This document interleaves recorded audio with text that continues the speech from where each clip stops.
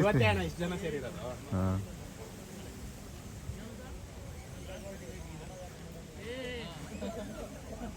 ಶೀಲಣ್ಣ ಬರಲ್ಲ, ಸತೀಶ್ ಅಣ್ಣ ಬರಲ್ಲ, ಯಾವಾಗ ಅನ್ಸುತ್ತಿ ವಿಜಯಣ್ಣ ಬರ್ತಾರೆ. ಈ ವಾರನೇ ಬರ್ತಿದ್ದೆ.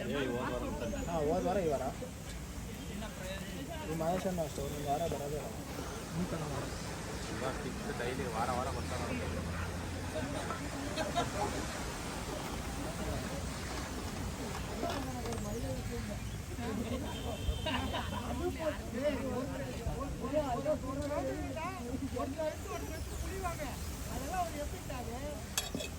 ನಾವು ಒಂದು ವಾರ ಸೋತಿರ್ತೀರಿ, ಅವಾಗ ಹಿಂದೆ ಹಾರ್ದಿಕ್ ಪಾಂಡ್ಯ ಹೊಡೆದು ಗೆಲ್ಸ್ತಾನೆ ನೋಡೋ. Test match